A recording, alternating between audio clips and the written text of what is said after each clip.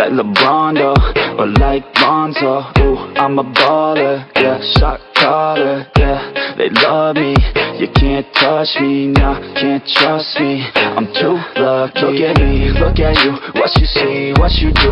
Baby, please think it through, drink it up, enjoy the view. MVP on my crew, Nike on my shoes. Might be sipping booze, slightly feeling loose. If I want it, then I have it. Hey, boom, boom, boom. This is Jared, and I'm back. Hey, guys, I'm so excited to do another Warriors Quest show. All right, if you don't know, now you know. All right, my name is Jared A. Brown, and I'm the host of the Warriors Quest show. And every week I spotlight a chronic illness warrior, chronic disease warrior. And I've got the great opportunity to do that today. And you're going to love this story. I've been very, very blessed, very fortunate to have met some great people on TikTok recently. And recently I've been able to rub some shoulders with some good people. Today is one of them. You're going to hear a great story from somebody who has a story that you're going to want to hear, a very inspiring story. All right, but you know what time it is, all right? I can't do this alone, so please smash that share button, all right?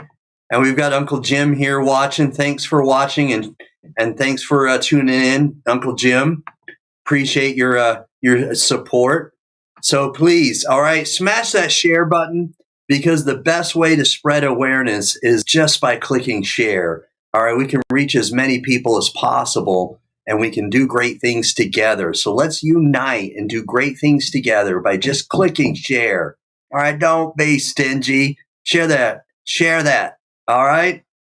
So, all right, today I'm going to introduce somebody who has indeed endured much, is a warrior through and through, and has flourished, all right, and is doing so much good.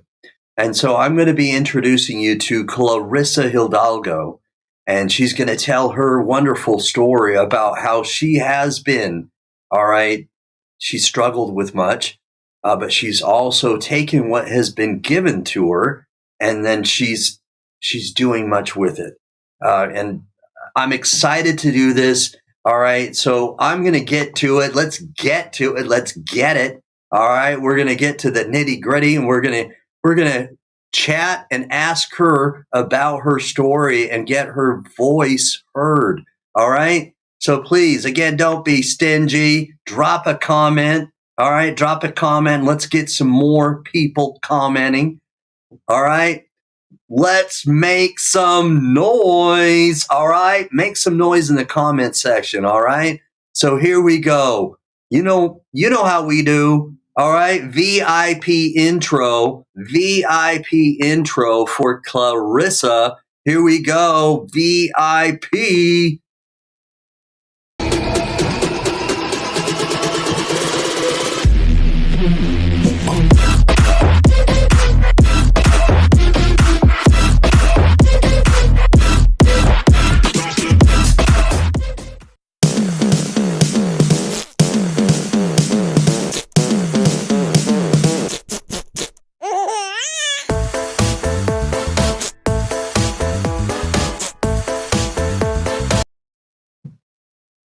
Hi, Clarissa. How are you? All right, man. Here we go. Oh, there I am. Oh my gosh. Okay. There we go. There we go. Awesome. Oh my gosh. How are you? I'm so happy to be here with you, Jared. Thank you so much for having me on. I appreciate it. I love your show. Oh, thank you. I'm honored. I'm honored. I get uplifted. I get inspired, encouraged by every warrior that I interview, and I'm excited to hear more about your story. I've clicked on your link, and I've got a little bit of a spoiler alert where I've looked at your website, so I've got a little taste already. But man, I'm excited to hear from you and get your side of things. So. Tell us a little bit about yourself. Give us an intro. Let us know where you're from, how this all started. Oh, man. Of course. So my name is Clarissa Hidalgo, and I am a 32-year-old mother, soon to be 31 in June. But I am a mom, and I have been diagnosed with multiple sclerosis since I was 19 years old. And it's kind of crazy, right? It's kind of like, oh my God, that seems like over a decade ago. That's a long time. But when I was diagnosed, as many of us, when we're diagnosed, I didn't know what the heck MS was. I was like, what does that mean? Mm-hmm. It was the first time I had ever heard those two letters put together, like a lot of us, when we're just diagnosed with chronic illness. And so I was diagnosed with multiple sclerosis at 19. And it kind of threw me for a loop. It threw me for a loop in that I was a sophomore in college. I was going through a whole lot at that time, and I didn't have time for this. So what happened was I started to get symptoms. It started with vertigo, and then we kind of ignored it in college. And then summertime, the leg drop started to begin for me, and then we ignored it a little more. But then symptoms just kept coming up. And so my diagnosis actually happened, even though there was a lot of precursors. My diagnosis actually happened December 24th, 2010. It was the golden hour, the golden time, because I just happened to be home from college at that time. And my mom happened to see me, and she's like, what the hell's wrong with you? Why are you limping? Why are all of these things going on? And my mom, Mexican mom, she's not going to be she's not going to be shy with me at all. So she's like, you need to go, and you need to go to the hospital right now. And so I did. I went to the hospital on New Year's Eve. I mean, Christmas Eve, I'm sorry. That's only probably the second worst day. Right. But I went to the hospital Christmas Eve. And I waited in that line. And I waited for what seemed like hours, right? And I waited with my boyfriend because I'm the oldest of 9 and come from a big Mexican family. And so we're waiting there, and we're seeing all of these other people go in that seem like they've got some serious stuff going on, right? Injuries, blah, blah, blah. But I'm over here waiting. I'm like, there's nothing going on. I'm like, I don't even know why we're here. But they ended up calling me back. And when they called me back, they did some tests, and my eyes wouldn't track, and they were noticing different symptoms. And so they put me back for an MRI. Okay. When they did the MRI, they found lesions in my brain, which are telltale of multiple sclerosis. All right. They came back and they said, we are 99% sure you have multiple sclerosis. We're going to do a spinal tap tonight. To confirm. And so I'm going to say I was blessed. And why? Because there are a lot of warriors, not just MS warriors. There are a lot of warriors that go through diagnosis, and trying to figure out what's going on for so long. And they go through the ins and the outs, but they never get answers. Right.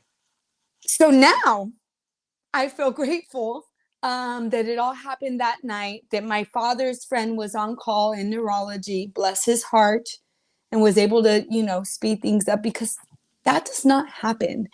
And that's not typical. So I am grateful for my diagnosis, even though it did bring a whole lot that I just wasn't ready for at that time. Mm-hmm. And so when I wasn't ready for it, when I went back to college, when I ended up going back, when we sorted everything out, when all the Christmas is over, I went back with these Copaxone injections that they immediately wanted me to start on, without much explanation, without too much, and this is what must happen for everyone, right? Everyone. Just like, here, go, take it, there. Uh-huh. And that's what happened for me. And so you know what I did? I ignored it. No way. Well, of course, because that's what you do, right? When you're coping with yourself and when you're Mm-hmm. coping with college and when you're trying to balance juggling it all this. Yeah. I chose to ignore it. I chose to ignore it for a little while because when I did begin the shots, they immediately gave me giant welts because I'm tiny, you know, I'm pretty small. And I got even tinier on the medication. When I was on the shot, I would get giant welts. So I would take the medication as late as possible as at night as I could, so that way I could just sleep off the symptoms, whatever was going on. Right. But what started to happen is I started to get panic attacks. Okay. Very severe panic attacks on my Copaxone injections to the point of where I would pass out. I would wake up on the floor and I mean it would just take me, it would take so much to recover. And so through that process of ignoring, of skipping the injections, of getting a little worse, of course, Right. I learned that medication wasn't for me. And I learned that the shots, they weren't for me. They weren't for my life. They weren't for my lifestyle. And they also just, you know, they just weren't working out for my body. And so I went to the next drug, which was in 2018. I mean, I'm so sorry. 2012. It was 2012. Okay. I went on the next drug. And that was a pill. And so with that pill, I was on Gilenya. And that pill made me sign a waiver. What? It was this brand new, and it was the first ever MS drug in a pill form. I was like, finally, we're going to get normal around here. We're going to take a pill and it's going to take care. Well, it was not good. It wasn't? What happened? So I would sometimes end up forgetting the pill. The pill would, you know, I didn't feel like it was dealing with my relapses too well. And I actually ended up getting off of the pill within 9 months because it just was causing me so much relapse. Okay. And so when I got off the pill, I remember going to my doctor. And it was a very serious conversation that I had with him, in that my leg drop was bad. My gait was bad. I was spider crawling on the walls. Wow. You know, my vision was doing terrible. Oh yeah. Like I could barely walk. And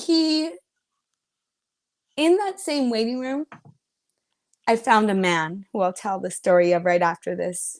Okay. But during that visit, he said to me, "We're gonna look at fitting you for a walker."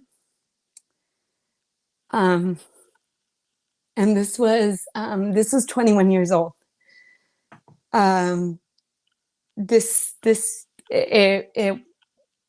It just blew my mind. I was like, "What are you talking about? A walker?" He's like, "Well, you need your energy, you need your strength, you know." And I understand now, you know, having had this for so long, the benefits of having a walker and how it can give you so much more life. How hard was that to hear, though? At 21 years old, I was not ready for that, and I did not want to hear that.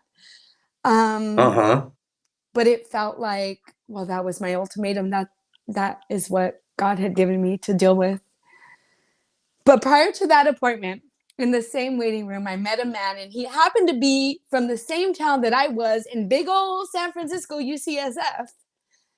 I found this man who was from the exact same little Central Valley town in California that I was from. And so he told me, "Have you ever tried yoga?" And I'm like, "What are you talking about?" You know, because I had heard of it, because I knew of the benefits of yoga. I was just like, "What do you mean?" He's like, "Yeah, there's this yoga studio in our town, and I go weekly, and they've got specialized classes for multiple sclerosis, and they lower the temperature." And he's like, "You want to come? I'll pick you up." I'm like, "I'm with my husband," or, well, boyfriend at the time. But I was like, right. Yeah, okay. But he continued. You know, he didn't even care. He was just Uh-huh. like, yeah, I'll come, I'll pick you up every week, we'll go together, and we can do this. And so I was like, you know what, I'm gonna do it. And so I did. I decided Wow. to take him up on the yoga, Okay. And you tried and it out. and and I tried it, and it was hard as hell. It was hard as hell. Like, I am not even gonna front. When you're Uh-huh. in the midst of your chronic illness, when you're in the midst of your struggles with your own body, it's hard to look past that. It's hard to look past your own experiences that you're going through right now that are pertinent for you. Like surreal, right? And so I took him up on that opportunity. He came and picked me up. We went to yoga. It was hard as F. And I came home sore as could be. And I went to bed. I had the best sleep ever that night. I will say one thing. But when I woke up the next morning, my body felt different. My body just felt sore, but oh my gosh, I can like move a lot more comfortably. I Wow. felt like my gait was better. My walking was already better. And so when he asked me if I wanted to go back next week, I was like, yeah, I'll go. And Okay. it was hard. And I went week after week after week. And you know what I did? I fell and I held onto walls. And I did all of these Wow. crazy things to Wow. make myself, just be in the moment and in Mm-hmm. the practice. Wow. And luckily, the teacher knew. She specialized in MS yoga and stuff. So she Mm-hmm. knew the difficulties I was already going through. She helped as much as she possibly can. But more than anything, it was a real big learning process for me, in that I had to learn about my body. I had to learn how to accommodate myself. I had to learn how to hold myself up when there was nobody else around. Right. Okay. Yeah. And it was hard, Uh-huh. but I kept going back. And he kept picking me up, and I gained strength. And I would go back once a week. And then he told me, hey, I get a grant from the MS Society. Why don't you go hit them up and ask them? So I Uh-huh. applied for a grant through the MS Society, through my yoga studio. And lo and behold, they grant me a whole year of unlimited yoga No way. for free. Wow. And Wow. I mean, so many blessings, Wow. right? So many people involved in this recovery process that I can't just say it was one person that it was attributed to. But the MS Society gave me the grant. I started going to yoga. I got my car back because I had put a non-op on it at that time in college, because Mm-hmm. my symptoms had been so erratic. They had been unpredictable that I did not trust myself with driving at that time. And so I gained my strength, and I was able to start driving again, and I started to do multiple classes a day. I mean, I would go and, I'd do 3 to 4 classes a week sometimes easily, because it was feeding Mm-hmm. my soul and it was doing really good for me. And so when Paul, his name was Paul, when Paul started to fall off a little bit with the yoga practice, because we know that the Mm-hmm. progression of MS in men is a lot more debilitating than for women. Usually it hits them at a much more severe rate most of the time. Mm-hmm. So he would have his bad days, and I would still be like, well, I'm gonna go. I'm gonna go. So I You would felt get up okay. and I would Yeah. go. Uh-huh. And I just started to gain and gain and gain. And at that time, I was in and out of grad school. I mean, I had gotten my undergraduate degree in 3 years, but that was not easy. And I did that, how do I say it? Like, just to get through it. Just, I Okay. was like, I was always senior class president, yearbook editor. So I was like, I'm gonna get this degree and I'm gonna go to grad school, and then we'll see this MS stuff later. Right. Um, so by that time, I was already in grad school, but I was struggling. I was going in and out of grad school. I was taking a year off and then going back to grad school for a year, because that's the leave that they required. That was the balance that they wanted. And Mm-hmm. so when I would come back, my degree would have been a master's in social work, by the way. When I would come back, the stress would come back. And so my MS would start acting up again. And so I'd start managing with yoga. And the whole All time I right. was doing grad school, I was managing with yoga. Wow. And Wow. then I took a break because, like I said, I was in and out, in and out, in and out for years. I took a break from grad school, and then I took a test outside of grad school that ended up being positive. I was 3 months pregnant with my daughter Mm-hmm. in 2000 in 2015. I was 3 months pregnant with my daughter. So that was a game changer. That was a crazy one for me. Oldest of 9. I wasn't ready. I didn't even know if I wanted kids. Was it just a combination of things, or why do you think it was kind of how do you feel like that was that difficult, or why did it become so difficult for you? Was it a combination of different things, or just because of where you were at in your life at that time?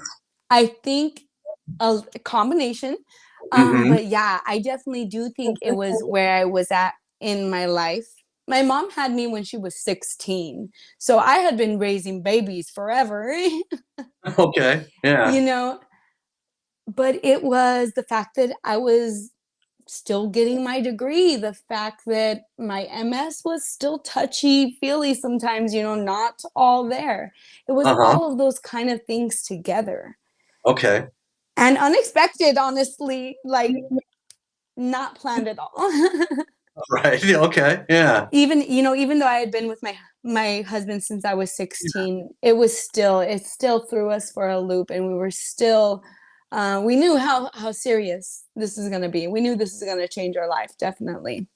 But we were responsible, and we knew that there wasn't going to be anyone else's parents for this girl except for us.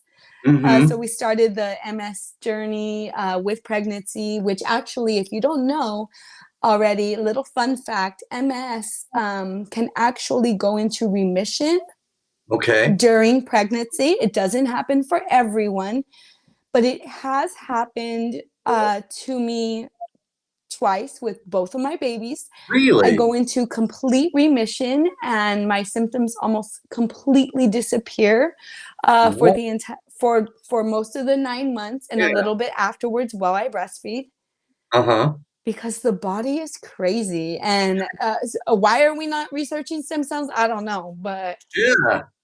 we know there was some good stuff going on there. Uh-huh. That's for sure. Right. Wow, that And is so interesting. So the doctors have told you that that happens commonly with women who are pregnant then. it is a known fact. And Wow. actually, it was a little it was a little ridiculous. But I remember my doctor telling me when I first got diagnosed, well, you could just get pregnant. And I remember looking at him like, the audacity of this man. Oh God, like, boy, you don't know where I come Why from, would you? huh? Yeah. I mean that is something personal and something that's extremely private to suggest. That is pretty audacious. But in a way, I understood afterwards, because once I went into remission with pregnancy, it was like MS had never existed. Wow. It was insane. That And is it insane. continued that way for a little Yeah. while. Mm-hmm. I'd And say, no, go ahead. so if it happened, if it had been in remission for the duration of your pregnancy, how long after you delivered did it did you start to show symptoms again?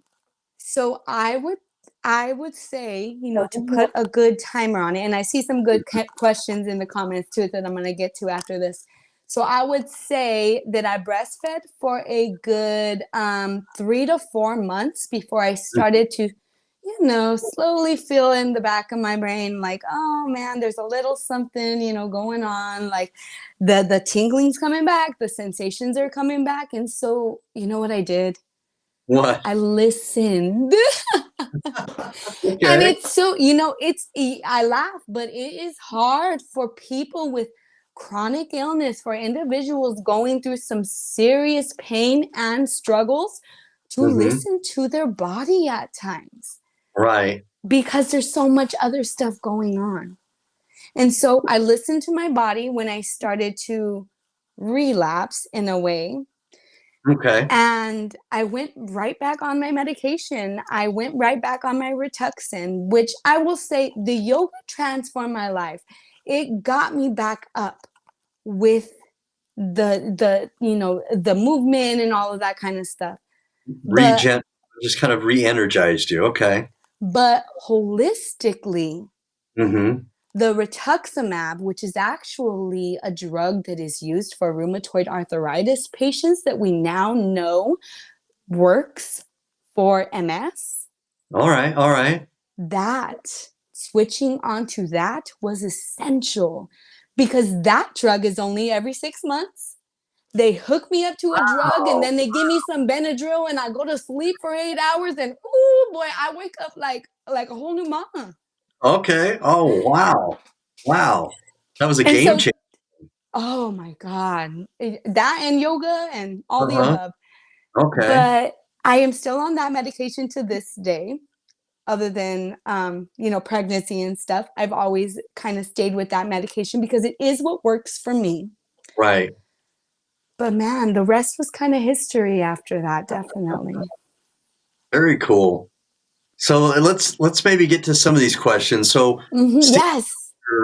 who is a registered nurse, he was Hmm. asking, what kind of symptoms, so maybe you could share with us some of the Yes. common symptoms that you experience and other people who struggle with MS. What are some common symptoms? So I will say there is no common symptom when it comes to multiple sclerosis. If anyone has ever met anyone with multiple sclerosis, we know that it is a super multifaceted disease that's going to Okay. do what it wants when it Okay. wants. It don't listen. But Uh-huh. Has I will say that my issues when they first began were vertigo, which is dizziness and stuff. So I started to feel off balance. My equilibrium felt off when I was walking and things like that. That was a big beginning symptom for me. The leg drop was a huge symptom for me and still is sometimes when it's extremely hot, extremely cold, whatever it is going on. okay. Yeah. But I mean, I have lost control of my entire left side before. I have lost control of my spit before.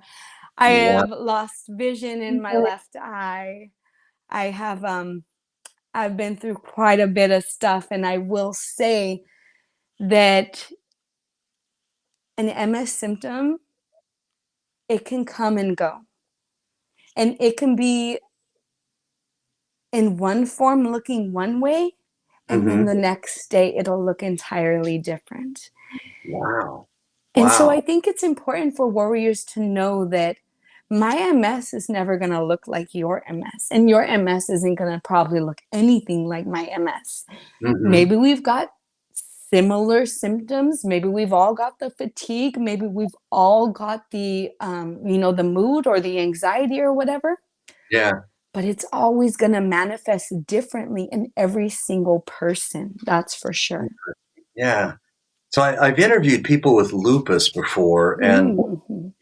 and in a very similar manner, they've expressed that even though there may be some common trends, but they sometimes experience it differently as well. This is extremely Yes. interesting to me. So it's like a snowflake. It's the same thing, but It's it's funny that you called it that because MS is referred to as the snowflake Oh, is it disease. really? All right. Wow. That's quite a coincidence. Yeah, I didn't know that.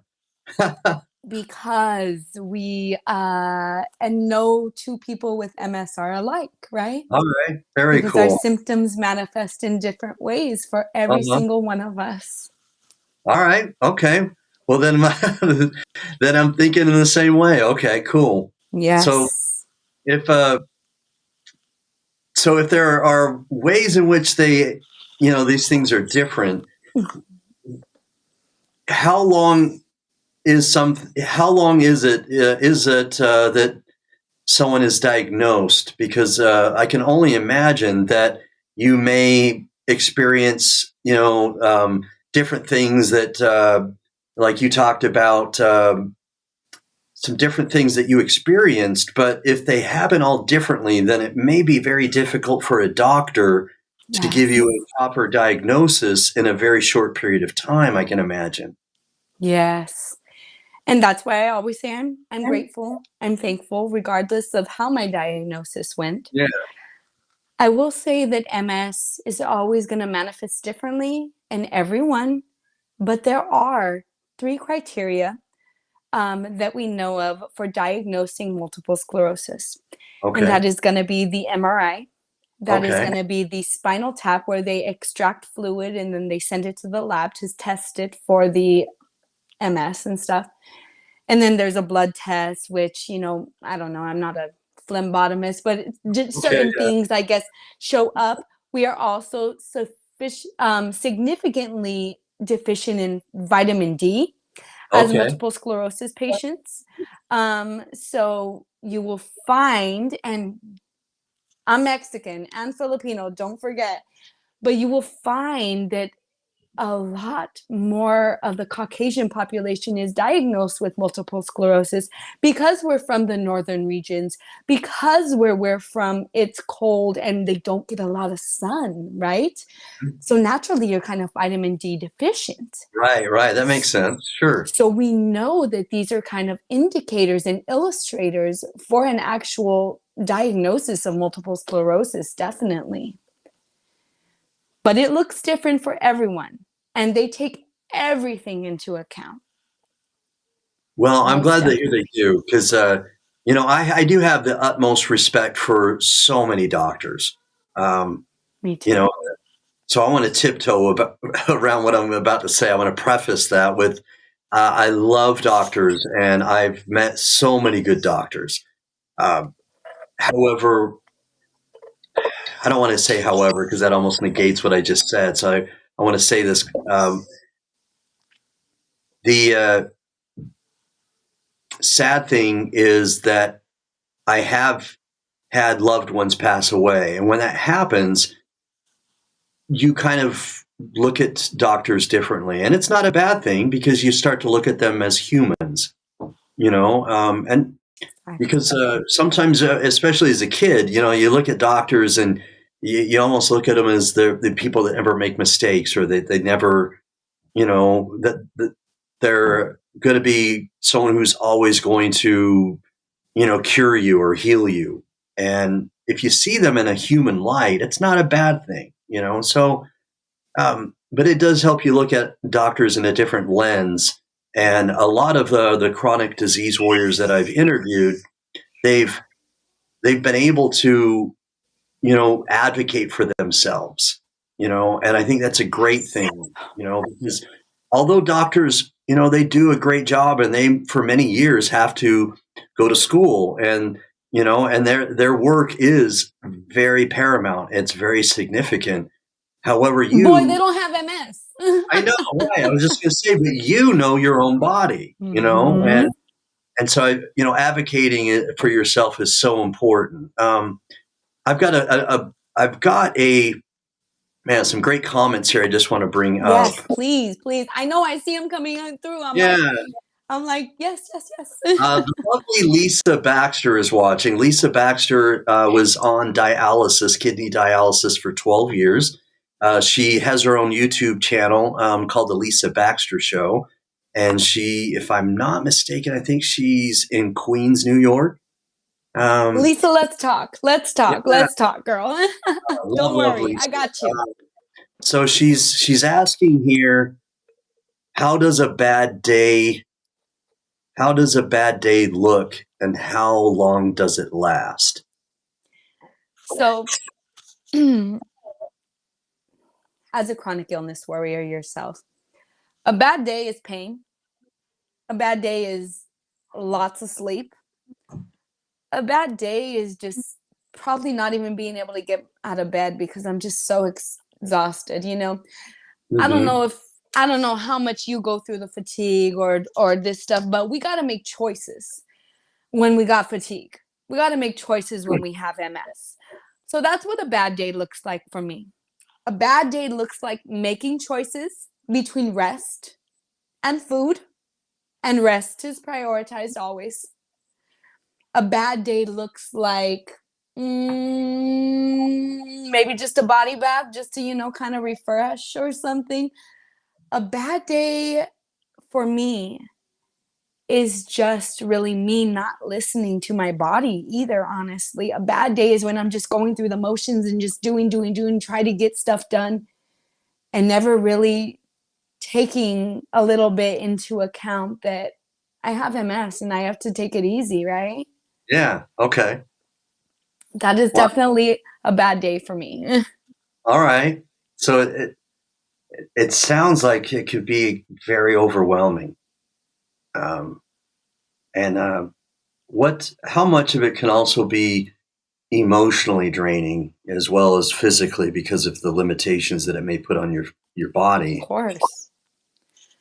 So it can be MS itself is its own thing right here. But then Yeah. I'm a mom. But Right. then I'm a business owner. But Right. then I got so many other things going Yeah. on. Uh-huh. So honestly, on the bad days, I have to stop. I have to pause. I have to listen to my body. And I have to be grateful for one thing in that I'm just showing up, right? I'm just appearing. I'm just being here for myself. And really, a bad day is just me not doing what I want to do on an everyday basis. But you know what? There's always tomorrow. Yeah. And that's what is important, I think, is that to remember that it's never the end of the world and there is always tomorrow to try again and to know that people are understanding. It's very difficult dealing with multiple sclerosis, but when you're able to have these different accommodations and thing, like you say, advocating for yourself, it's going to be the best thing because people can't read what's in your mind. No Mm-hmm. one's a mind reader. Right. And if you want something done right, you got to vocalize it. And Amen. so, if there is one thing I put out there to my mamas, it is do for you because no one else is going to do it because no one else knows what you're feeling right now either. I like Definitely. that. Yeah. Let's empower people. I love that. So Lisa Baxter says, Jay, she calls me Jay, give her my information. So, Yes, I thank would love to connect. Yes. cool. Yeah. So Steve Belcher, again, registered nurse. Mhm. He's asking here, is she a high functioning person? So I'm thinking maybe he's asking, is there like a high functioning Right. As MS? opposed to wheelchair bound or cognitive dysfunctions. Right. Mhm. No, I understand exactly what he's asking. So Okay. you would consider me high functioning now because I am able to keep up, because I am able to hold a job of whatever it is. But even when you're high functioning, you still have MS and you still Right. have bad days.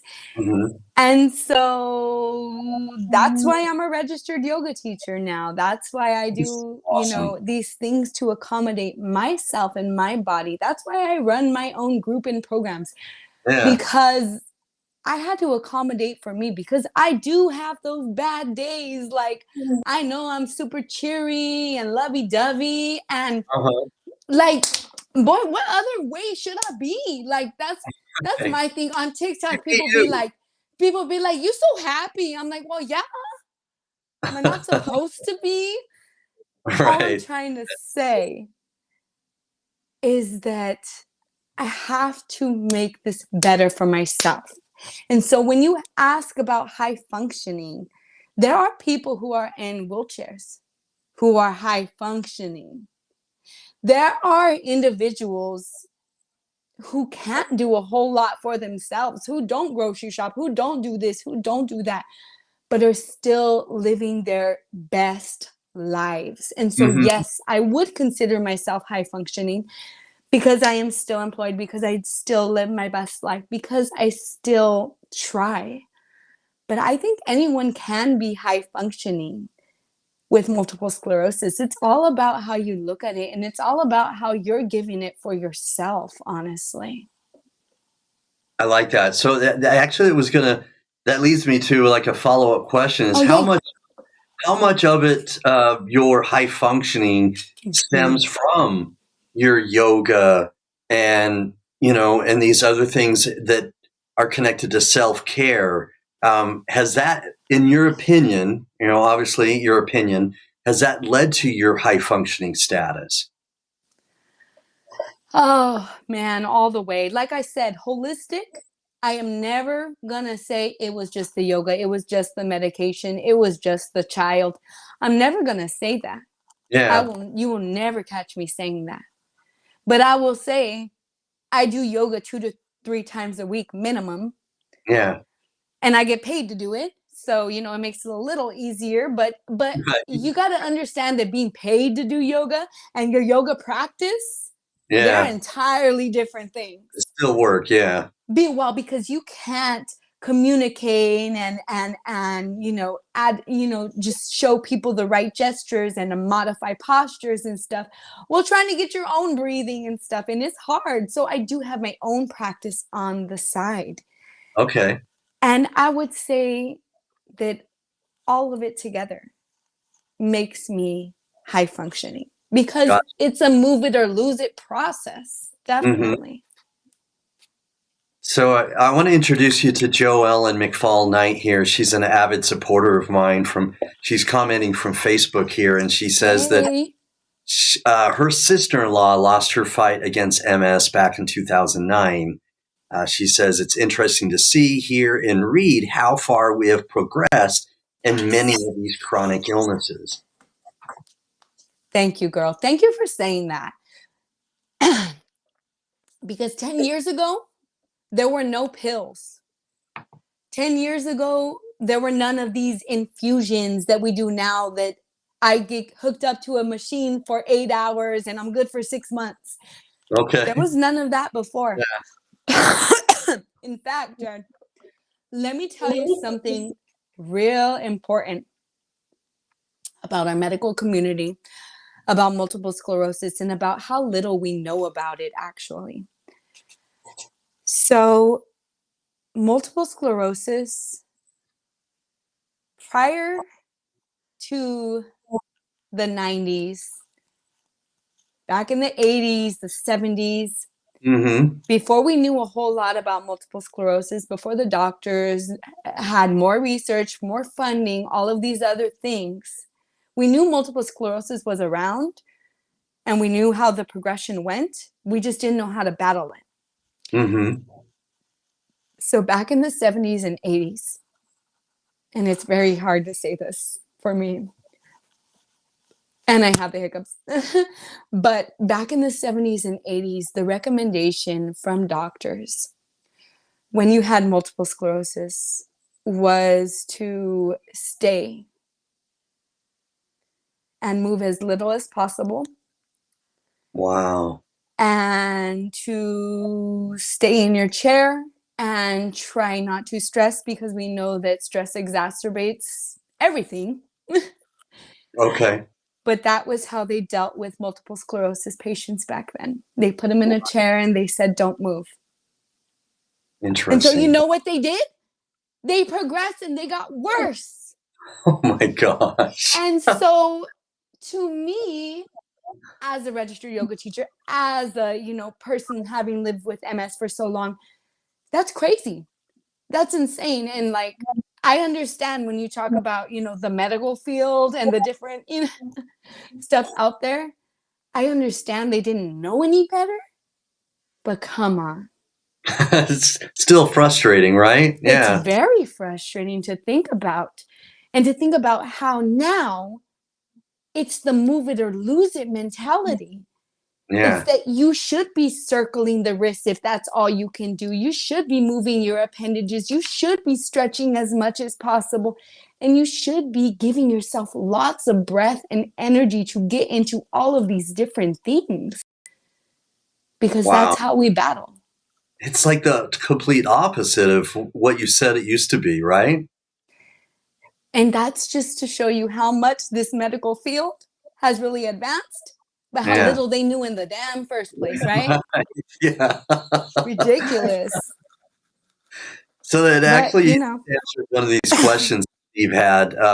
He was asking earlier, does it attribute to our MS, the stress? And so you just said a moment ago that it does add to it. stress attributes to everything. And let me Yeah. say that because everyone goes through stress, right? Uh-huh. Well, just know that stress exacerbates arthritis. Stress exacerbates, diabetes. Stress exacerbates everything. So, what our body does when we have stress is we start producing cortisol and we start trying to make ourselves better and better and better. Well, that's not always the better thing to do when really we need to calm, we need to breathe, we need to give ourselves lots of time and energy, and really we need to fill our cup in the best way that's for us, because everyone stresses differently, so you got to find that good way for you. Definitely. I like that. Yeah. Mm-hmm. So a lot of research has been done, and I'm hoping that more research continues to get done. And Yes.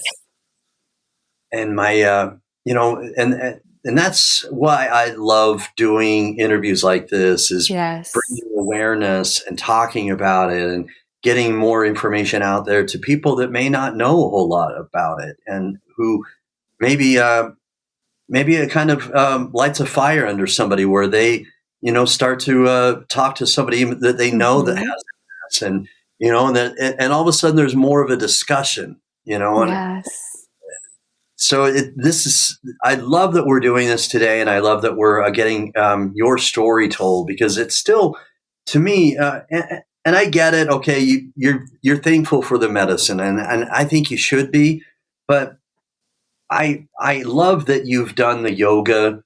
I'm a big fan of yoga. I really am, because I think that when you find balance, you know what I Yes. mean?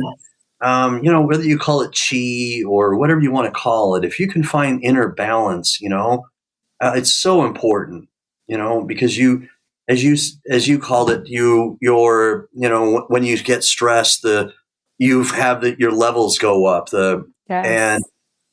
when you have some sort of, balance, you can, Buffer. yeah, exactly, you channel it somewhere, right? you know Yes.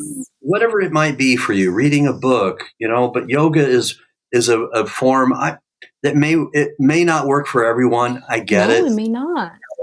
You can't say that everybody is built the same, but I have tried yoga. I find it works well for me, and I Mhm. find that it works well for other people, and I I think it's so encouraging that it's worked well for you, and that you found that that was one of the things that gave you a smile, and that, it gave you, when he asked you if you want to go again, and you said yes, even though it may have been hard, you still did it. Definitely. And it's not just that, Jared. I think it's important for everyone to know that there are so many different types of yoga.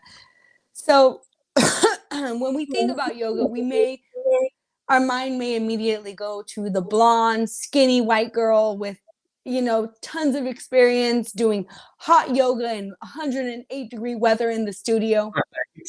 But yoga was so much more before it came to the Western world. Uh-huh. Before yoga came to the Western world, before the 1900s, yoga wasn't even movements. Did you know that? Wow, I did not. Yoga, before the 1900s, yoga was entirely meditation.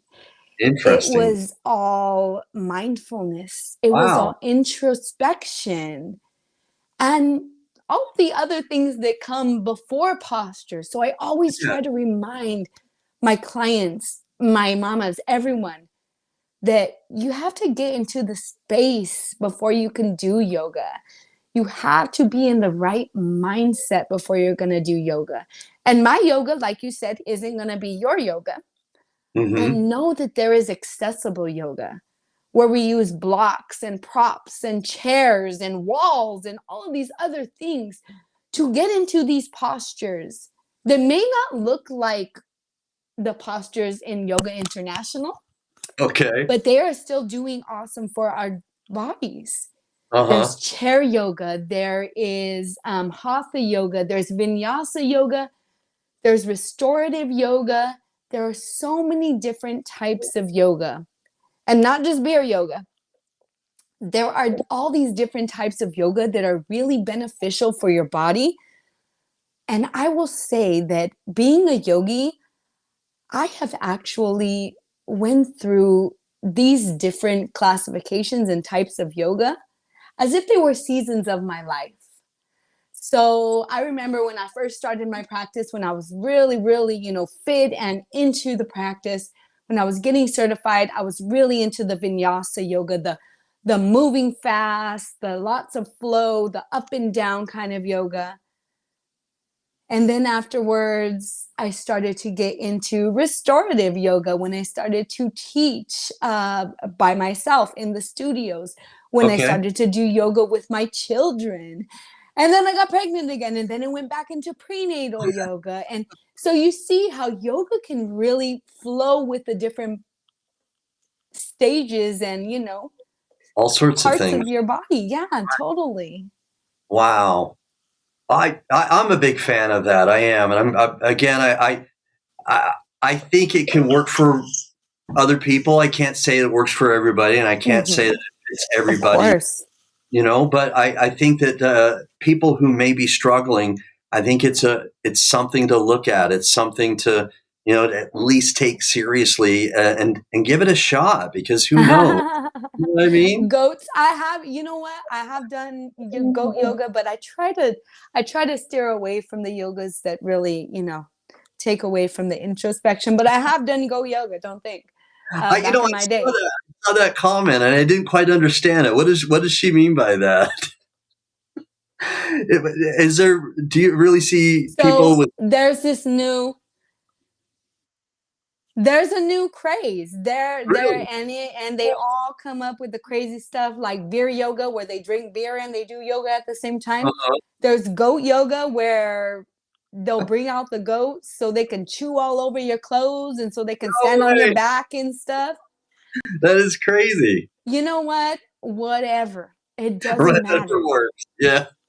Exactly. Yeah. It's if you're able to get your balance and your mindfulness works that way, then Hmm. why not? Yeah. Not for me personally. I I Right. I don't I don't teach those classes Yeah. anymore, but they're fun, right? And Yeah. anything to get people involved in taking care of their bodies, Amen to right? that, sister. Amen to that. Yep. Yeah. And So, so I had I one Lisa had a question I just wanted to bring go up ahead, quick. go ahead.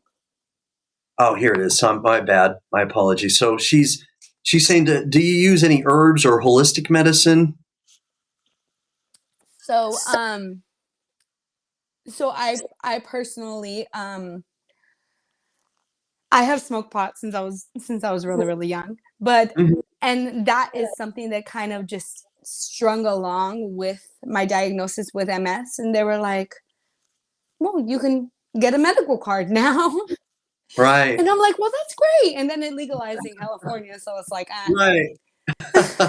It's no big deal. Yeah. So that is my own personal thing. I Yeah. do what do they call it? I microdose throughout the day. That is something that I actually use for myself. But when we talk about medications, I really don't do a whole lot besides vitamins. I really Yeah. don't do a whole lot of stuff besides, and I do take an antidepressant because I do have a family history of depression and Mhm. bipolar. Right. So I've been on antidepressants since I was really, really young. So that Mhm. is something that works for me, doesn't work for everyone. Right. That is something that I have chosen to be on to take care of myself and regulate correctly. But other than that, I don't really do a whole lot besides the Rituxan every 6 months. And then I do the vitamin C or, whatever kind of vitamins Yeah. you got laying around, I take them every once in a while. But there aren't any herbal or, you know what I mean, any out of the way, protein Right. shakes that I take or anything like that. No. I want to say this that I think that there are some great herbs. Obviously Mm-hmm. cannabis is one of them that has been proven that in recent years that more and more people are finding out that that it does help with so many different things. But nonetheless, what sometimes happens, and man, I don't know if you're the only one, okay? And maybe I'm the only one, and maybe I'm out here, but I get so tired of all of the spam comments on my TikTok Oh my gosh. about The Dr. Azazis? yes, oh my god, it's The so antifungal, right?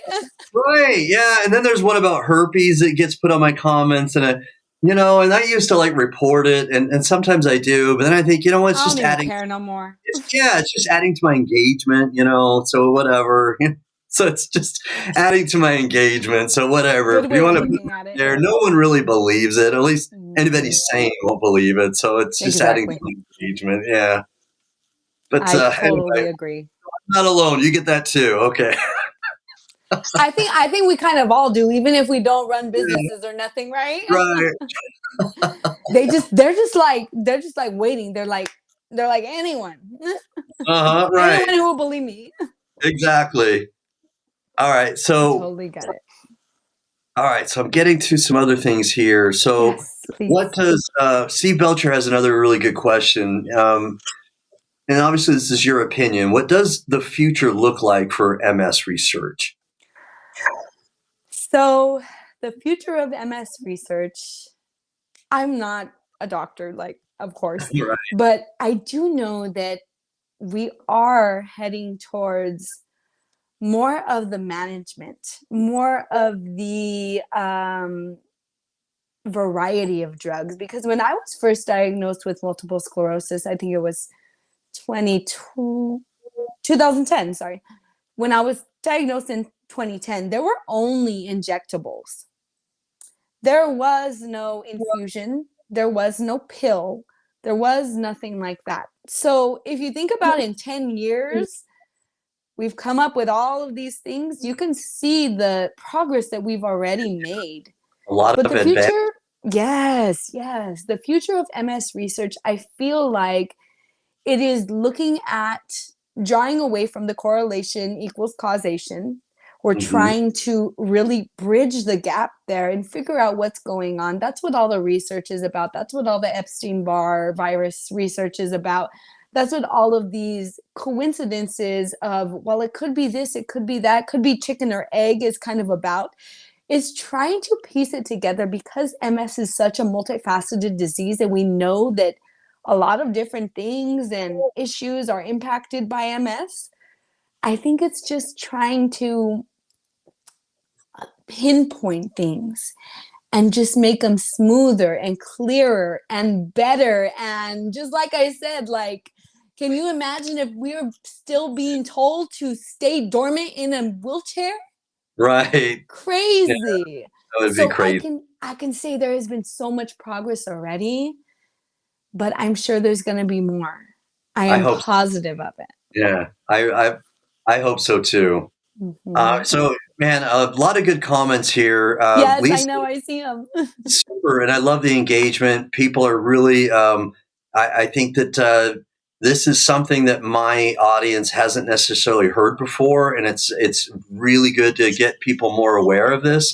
Yes. So, Lisa, she had asked a question similar to this, and so she's wanting to know, like, if you wanted to know about an organization you may belong to, or if you started like any sort of volunteer work for this. Yeah, sure. So I've done tons of volunteer work for the Multiple Sclerosis Society. I am a huge advocate of theirs. I go on lobbying with them. I was Walk MS ambassador for Central Valley, California, Oh, 2018. really? Yes, I was actually. Wow. And like me being so young, I was like, "Are you sure?" But they were like, "Yeah, it's you. I've been a part of the walk."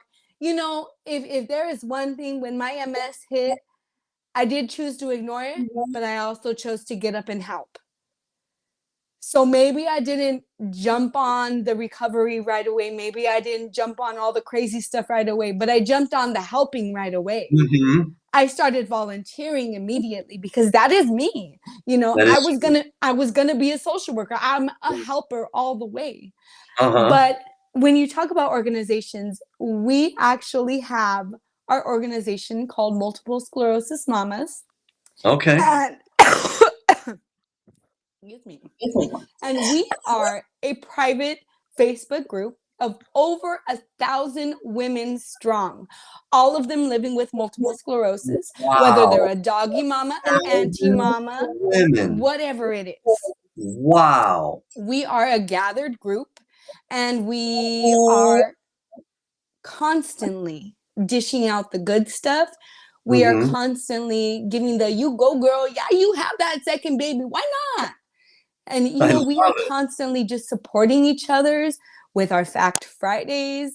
We have MS Mama's clothing boutique going on. We have a whole lot of stuff there on Facebook at Multiple Sclerosis Mama, the private Facebook group. And so there we have a lot of support for our women. And so that is something that I run on the side. We do lots of livenars. We have a stress livenar coming up on the 19th. Just in Okay. case anyone wants to This month. RSVP, you can Uh-huh. go to msmamas.com to RSVP, give us your name and email, and you will get in to get all of those freebies and all of the good stuff too. But that is how I support, and that is my organization, That's awesome. Multiple Sclerosis Mamas. Sweet. I love it. It's that really makes me smile to hear when people do that, because I always say, and I have so much passion for advocating, and I Yes. tell people, it's if I didn't open my mouth and try to help people, I feel like I'm not utilizing my gifts and talents. It's almost like I'm squandering what I feel God has given me. And if I've been given Yes. talents, gifts, skills, then if I don't act on that, shame on me. You know what I mean? Shame on me. And when I hear other people that have acted on inspiration, and that's what it is when you're inspired to do something and you act on it, I love that. It's amazing. And so, I applaud you, honestly. You know what, Jared? I will say that I still remember the days. I never forgot. You Yeah. know, I never forgot the being so tired after a shower I couldn't even get up and get dressed. I never forgot the days of everyone staring at me as I spider crawled through the auditorium. I never Wow. forgot. I never forgot, and I'll never forget. And when I gained all of my abilities back, I vowed that I would never take them for granted, and that I would always, always advocate. Amen. Amen to that. That is so powerful. So I've got a question. It's on TikTok, but I'm going to ask it. Is that Oh, someone's asked, awesome. what's the name of your Facebook group? Oh, of course. So it is Multiple Sclerosis Mamas. And in that, you will see a little promo, and it's got me, and I'm kind of like holding my baby in a little embrace. She's 2 now, but she was a All baby right. then. Huh? And it has got the header that is advertising our upcoming Livenar, which is our stress Livenar, which is secret tools, recommended exercises, and successful steps to that badass MS Mama life. And Amen. I love so it. everyone can look that up. Everyone can look up the private Facebook group, but everyone can go to msmamas.com and that'll take you straight to the group. If you put your name and email, there's a little forward afterward that takes you straight to our group or straight to our boutique, wherever you want to go. But that's where you go, msmamas.com. Sweet. All right. Well, Clarissa, we're really going to the end here, but at the end of the show, what I always try to do is I like to do a shout out. People, maybe you want to thank, people you want to shout out and say, if it weren't for this person, I wouldn't be who I am today, or if it weren't for this that I learned, or whatever. But it doesn't have to be a person, but whom or what would you like to shout out right now? Oh man, I could shout out. We could be here all day, all night. Right. But my first shout out is always going to be to Paul for introducing me to yoga. I don't remember his last name. We don't even keep in touch anymore as much. Mm-hmm. But he was instrumental to my change, to my optimism, and letting me know, hey, like there is a life, and like, look at me, I'm a man and I've got speech slur and I've got all these other issues, but I'm still super, super popular.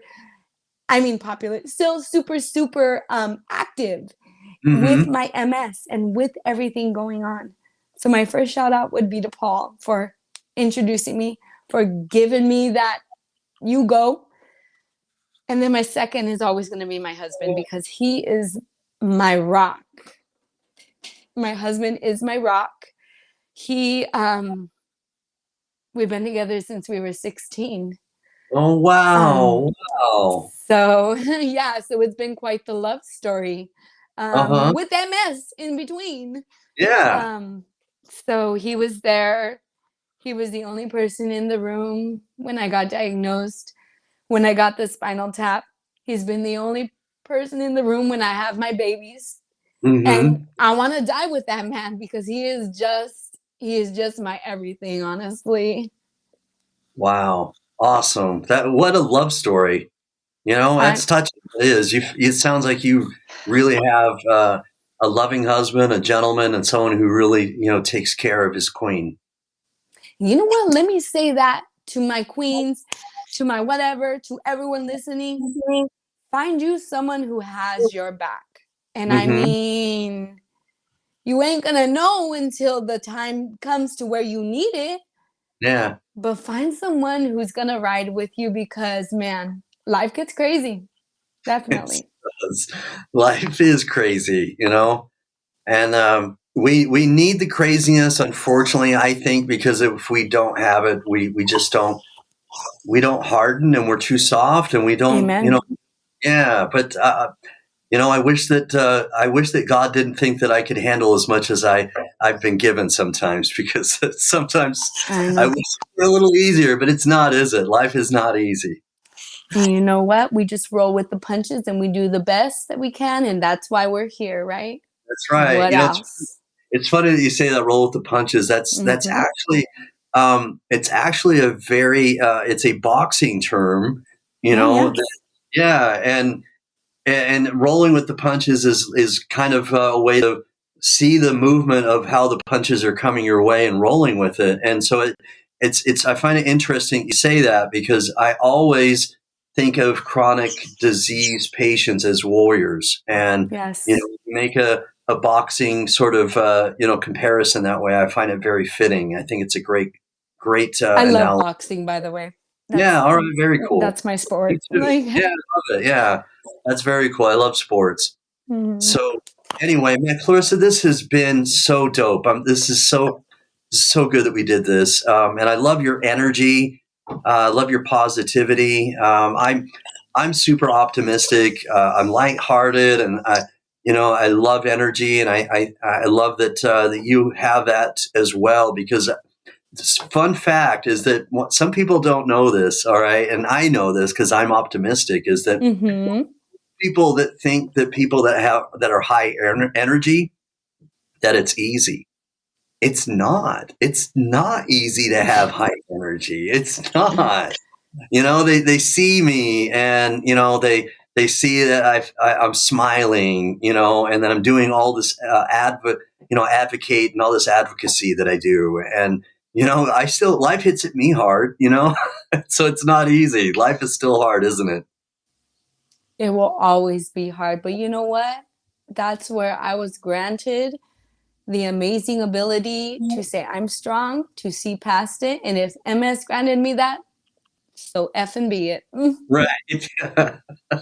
Very cool. So, just very briefly before I let you go, is I've got one of my very, very dear friends, Andy, is watching, and he's saying that his wife lives with MS, and I saw she's that, yeah. sharing it with her as well. This video, and and he says that right here, he says you're a true warrior, Clarissa. So, man, that's a fun thing. It's very gratifying when I do this show. It's not for me, it's really not. I do it again because I feel like if I didn't, I'd be doing a disservice. And when I do it because I want to help people. And when I hear that people are uplifted, when they're inspired, like he's saying, this is inspiration. Thanks for this inspiration.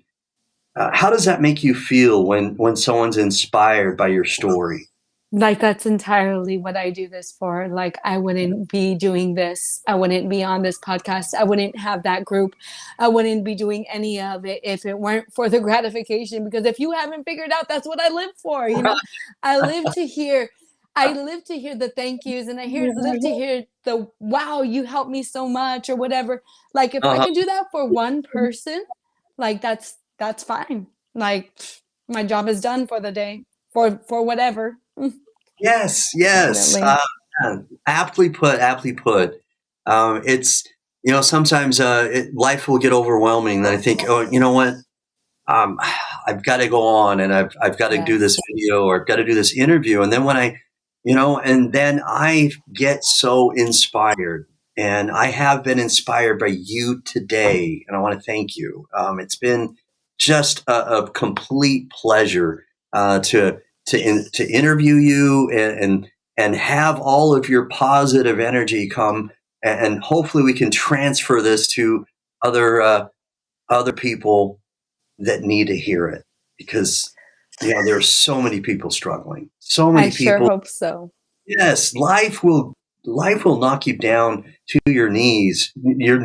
I mean, you were crawling, I mean, when I think about that, that is so inspiring, that people who may hear that, who are like-minded, who have struggled with MS, and that they hear that you have at one point been crawling, and that you've now are high functioning, and that you've got energy, and that you're doing advocacy, and you've got a Facebook group and all these things. I'm hoping we reach those people so that they can have a little flicker of a flame. You know what I mean? Hope can be so powerful. And for those people to understand that I have my bad days, but I do not let it get the best of me. Because if I did, then the MS is winning. Then it's Yeah. over. Then it's done. The minute I let MS take over, whether it's in my brain, whether it's in my body, then I don't feel like myself anymore. So it is my duty, like we've talked about, right?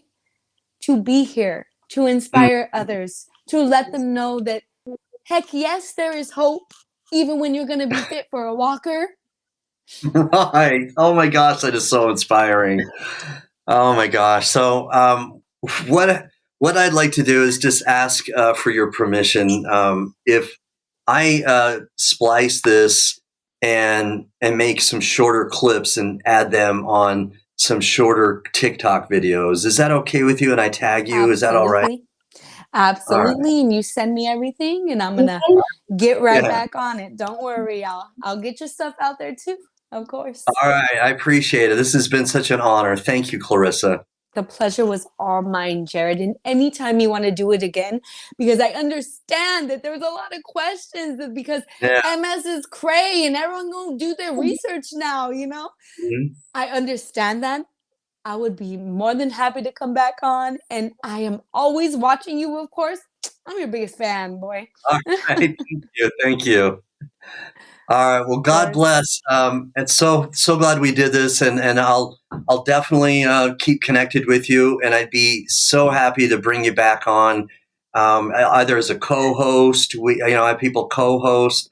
Hmm. Um, Later this month, it may be the third week or the last week of May. I'll be doing another series of what I call trivia games, and so Oh, recently it's quite fun actually.